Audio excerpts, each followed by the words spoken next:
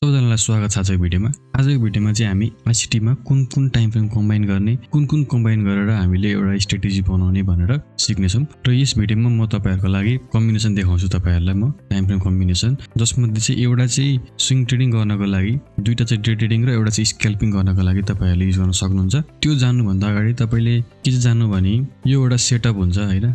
Setup भनेको जहिले पनि जुनसुकै टाइम फ्रेममा युज गरे पनि सेटअप हाम्रो त्यही नै हो। एउटा ओबी मार्केट गएर अनि यस्तो खालको प्याटर्न चाहियो। यो चाहिँ ओबीमा यस्तो हुनु पर्यो। हामीले यस्तो प्याटर्नहरु खोज्नु पर्ने हुन्छ कुन टाइम फ्रेममा भने सबसे पहिलो टाइम फ्रेम जुन चाहिँ हामी स्विङ ट्रेडिङ भनेर युज गर्छौं त्यो चाहिँ हामीले डे र 1 आवर। हाम्रो यहाँ डे भनेको चाहिँ हाम्रो एनालाइसिस गर्ने टाइम फ्रेम हो। यानी कि हामी डे मा चाहिँ यसरी स्ट्रक्चर ब्रेकहरु हेर्छौं, ओबीहरु हेर्छौं हैन। जस्तै यहाँ हेर्न सक्नुहुन्छ यो एउटा डे को टाइम फ्रेम हो। अनि यहाँ चाहिँ हामी के हेर्छौं भने स्ट्रक्चर ब्रेक भएर मार्केटको सिट भएर अब यहाँ कता छन् पोटेन्शियल ओबीहरु, ग्यापहरु हामीले यहाँ हेर्छौं। यहाँ अब हामीले हेर्ने भने यो ठुलो ओबी यहाँ देखिन्छ।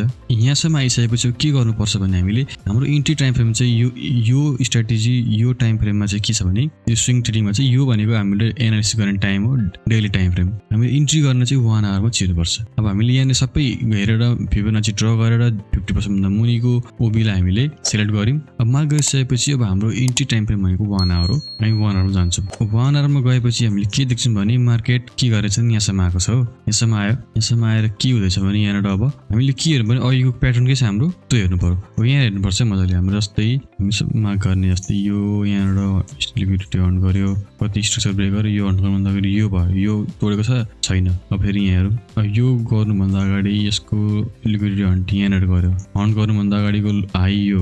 अब हामीले यहाँबाट हाई मार्क, यो हाई मार्क गर्यौँ। यो मार्क गरेपछि अब हामीले मार्केट स्ट्रक्चर सिफ्ट भनेर मान्यौँ। र मार्केट स्ट्रक्चर सिफ्ट भनेर मान्दाखेरि के भयो भने अब हाम्रो ओबी यहाँ छ, ग्यापहरु यहाँबाट छ। हामीले जस्ट 50% भन्दा मुनिको हेर्नुपर्छ भनेपछि हामीले यो यहाँको ग्यापलाई हामीले इन्ट्री पोइन्ट मान्न सक्छौँ। यहाँबाट हामीले यो ग्यापलाई हामीले इन्ट्री पोइन्ट माग्थ्यौँ र स्टप लस हाम्रो यहाँबाट हुन्थ्यो र टार्गेट हामी माथि गर्थ्यौँ, जता पनि माथि गर्थ्यौँ है त। यो लस भयो। त्यसपछि फेरि अब हामी हेर्छौँ यो पनि तपाईको ब्रेक गर्यो है। ब्रेक हुनुभन्दा अगाडिको हाई यो छ, यो हाई तोडेको छैन। त्यसपछि फेरि जुन यो तोडेर हाई भएको थियो, अब फेरि जुन यो लो छ यो पनि तोड्यो। तोडेर के भयो भने अब यो हाई भयो, नेक्स्ट हाई चाहिँ जो तोड्नुभन्दा अगाडिको हामीले हाई हेर्नुपर्छ र त्यो ब्रेक भने चाहिँ अनि चाहिँ मात्र चेन्ज अफ क्यारेक्टर हो। अब यो लिक्विडिटी हन्ट गर्यो हैन, कतिको लिक्विडिटी लियो, यहाँबाट अर्डर फिल भयो इन्स्टिट्युसनल बायरहरुको र यहाँबाट आएर ब्रेक गर्यो है। अब ब्रेक गरेपछि बल्ल अब के हामीले हेर्नु पर्यो भने यहाँबाट पोजिसन ठाउँहरु हेर्नु पर्यो। हामीले अर्डर राख्नको लागि ठाउँहरु हेर्नु पर्यो। यहाँदेखि हामीले यहाँसम्म मार्क गर्ने भने यो पुरै रेन्जमा 0.50 देखि मुनिको हेर्ने। जस्तै 0.50 को मुनि हेर्ने भने यो एउटा ग्याप त्यो त फिल भइसक्यो। अब हामीले यो अर्डर ब्लकमा इन्ट्री गर्ने, यो अर्डर ब्लकमा इन्ट्री गर्ने, स्टप लस यसकै मुनि राख्ने हो। टार्गेट कहाँ गर्ने, यसको हाईमा गर्ने, कहाँ गर्ने हैन, त्यो हिसाबले गर्ने। तपाईले यहाँ गर्दा पनि भकै छ। यसरी हामीले हेर्नुपर्ने हुन्छ। यो चाहिँ भनेको स्विङ ट्रेडिङ स्ट्र्याटेजी हो आईसीटी कन्सेप्टको हिसाबले है। तपाईहरुले यो तरिकाले ट्रेड गर्दा चाहिँ कुनै पनि सेसनहरु हेरिराख्नु पर्दैन हैन। किनकि स्विङ ट्रेडिङ हो, त्यस्तो सारा हामीले सेसनहरुमा ध्यान नदिँदा हुन्छ यसमा चाहिँ। यो भन्दा अब अर्को स्टेप त्यो चाहिँ भनेको डे ट्रेडिङको। त्यसको लागि चाहिँ हामीले 4 आवर चाहिँ हाम्रो एनालाइसिस टाइम फ्रेम हो। यहाँनेर चाहिँ हामीले ग्यापहरु हेर्ने, ओबीहरु बनाउने 4 आवरमा। 4 आवरमा ग्यापहरु बनाएर ओबीहरु बनाएर सबै गरिसकेपछि अनि इन्ट्री गर्ने चाहिँ 15 मिनेटमा है त। यो स्ट्र्याटेजीको अनुसार जस्तै तपाईहरुलाई म एउटा एक्जाम्पल दिन्छु। जस्तै यहाँनेर हामीले हेर्न सक्छौं यो ब्रेक भएपछि यहाँनेर हामीले के देख्छौं भने यहाँ ग्याप छ, ओबी पनि छ हैन। यहाँनेर ग्याप छ। यो चाहिँ मैले इन्ट्री गरेकै थिएँ त तपाईलाई मैले सायद मेरो सेकेन्ड पिरियडमा तपाईलाई मैले यो सेटअप देखाएको थिएँ हैन। यहाँनेर ग्याप छ। अब यहाँनेर ग्याप छ, मार्केट यहाँसम्म आयो। अब यहाँसम्म आइसकेपछि अब हामी के गर्छौं भने 15 मिनेटमा शिफ्ट हुन्छौं है। 15 मिनेटमा शिफ्ट भएर अब त्यहाँनेर इन्ट्री हेर्छौं। यहाँ चाहिँ 4 आवरमा जोनहरु बनाउने, 15 मिनेटमा आएपछि अनि इन्ट्री गर्ने है त। अब यहाँ आइसकेपछि के देखिन्छ भने यहाँनेर के देखिन्छ भने तपाईको यहाँसम्म आइसक्यो र आइसकेर यहाँनेर हामीलाई एउटा स्ट्रक्चर ब्रेक दिएको छ हैन। यहाँ के भएको छ भने यसरी आएको छ नि त। यहाँबाट यसरी आयो, यसरी आयो, यसरी आयो अनि यहाँ आएर जुन यो छ नि यो तोडेको छैन। कहाँ तोडेको छ? यहाँ तोडेको छ हैन। यो तोडेपछि अब यहाँ माथि कहाँ छन् ग्यापहरु त्यो हेर्नु पर्यो। यहाँ के छ? यहाँ ग्याप छ, यहाँनेर ग्याप छ अनि यही ग्यापमा हामीले इन्ट्री गर्नु पर्यो है त। यो ग्यापमा इन्ट्री गरेर अब र अनि टार्गेट हामीले 1 1:3 तपाईँको हिसाबले कति हुन्छ त्यो गर्न सक्नुहुन्छ।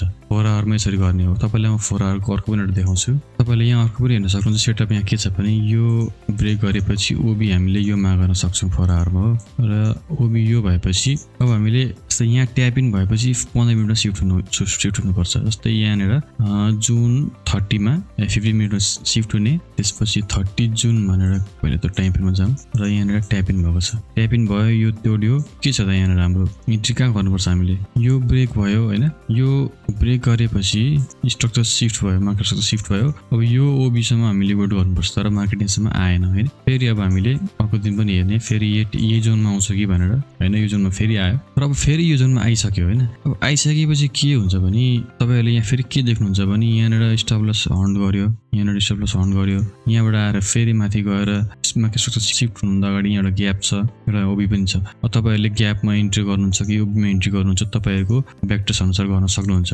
र यहाँ इन्ट्री गरिसकेपछि अब कतिसम्म एक्सपेक्ट गर्ने हामीले 1:3 1:3 सम्म आयो कि त अब तपाईले यो हाई तोड्छ भन्नुभएको थियो नि, तपाईले यो ट्रेड मिस गर्नुभयो, त्यो स्टप लस हुने भयो हैन। त्यही भएर अब हामीले आफैले पनि हेर्नुपर्ने हुन्छ कहाँसम्म राख्ने भनेर है। 4 आवरको भयो। तपाईहरुले अर्को चाहिँ के गर्न सक्नुहुन्छ भने 1 आवर र 5 मिनेट हेर्न सक्नुहुन्छ। 1 आवर भनेको चाहिँ लङ्गर टाइम फ्रेम भयो जोनहरु बनाउनको लागि, अनि 5 मिनेट चाहिँ तपाईको इन्ट्री टाइम फ्रेम भयो। जस्तै यहाँनिर तपाईहरुले हेर्न सक्नुहुन्छ लो थियो, यो लो तोडेपछि यो हाई भयो है, यो हाई तोडेपछि मार्केट माथि गयो, त्यसपछि यहाँ एउटा ओबी छ यो है त। अब यो ओबीमा आउन्जेल हामी वेट गर्छौँ, कुन बेला आएको छ 6 जुलाईमा आएको छ है त। अब हामी हाम्रो time frame entry time frame 5 मिनेटमा छिर्छौँ र 6 जुलाईमा हामी त्यहाँ जान्छौँ। 6 जुलाईमा हामीले हेर्न सक्छौँ यहाँनिर मार्केट यहाँ ट्याप इन भयो है, लिक्विडिटी क्रिएट गरेर स्टप लस हान्यो, त्यसपछि स्ट्रक्चर ब्रेक कतै पनि भएको छैन। अब यहाँनिर हामीले के देख्न सक्छौँ भने यो एउटा लो तोडेको छ, लो तोड्दाखेरि यो एउटा हाई पनि छ है, यो एउटा हाई छ, अर्को एउटा हाई पनि छ, दुइटै तोडेर मार्केट स्ट्रक्चर शिफ्ट भएको छ। अब हामीले के गर्नु पर्यो भने अब हामीले इन्ट्री हेर्नु पर्यो कहाँ इन्ट्री गर्ने भनेर। अब त्यसको लागि यहाँदेखि हामीले फिबोनाची ड्र गरेर मतलब 50% देखि मुनि कता कता ओबी ग्याप छ हेर्नु पर्यो। अब यहाँनिर हामीले के देख्छौँ भने यहाँनिर ग्याप छ एउटा, यहाँ ओबी पनि छ, सायद ओबीसम्म पनि आएको छ। अब हामीले त्यही हिसाबले इन्ट्री गर्नु पर्यो, ग्यापमा इन्ट्री गर्नु यसरी इन्ट्री गर्नु पर्यो हैन। अनि अब टार्गेट कहाँ राख्ने भने अब यसको माथि कि कहाँ राख्ने अब हैन, यसको माथि राख्ने कि 1:3 जस्तै यसको माथि राख्दा यो ट्रेड पनि तपाईँको जाने भयो हैन, नछोड्ने भयो, अलिकति नछोराउने भयो। त्यही भएर 1:3 सम्मको एक्सपेक्ट गर्ने, त्यही भएर पनि बढी ग्रिडी नहुनु भन्यो नि, त्यही कारणले हो। जस्तै यहाँनिर तपाईँले यसको जस्तै यो एउटा माथि राख्नु भएको थियो भने यो टार्गेट छुने रहेछ 1:3.7 मा, तर यो पनि धेरै नै भयो। 1:3 सम्म राख्दा ठिक्क हुन्छ, 1:3 सम्म राख्ने र त्यहाँनिर चान्सेस छ भनेर हेर्ने। जस्तै यहाँ पनि एउटा ग्याप जस्तो के रहेछ हैन, ल यहाँसम्म चाहिँ आउँछ होला भनेर हामीले 1:3 देखि यहाँदेखि यसो गरिदिने है त। यसरी इन्ट्री गर्ने 5 मिनेटमा, 1 आवरलाई चाहिँ ठुलो टाइम फ्रेम बनाउने र 5 मिनेट चाहिँ इन्ट्री टाइम फ्रेम बनाउने। अब एउटा कुरो के ध्यान राख्नु भने तपाईहरुले आफूले पनि हेर्नुपर्ने हुन्छ अनि त्यो हिसाबले तपाई डिसाइड गर्नु होला कुन सेलेक्ट गर्ने भनेर।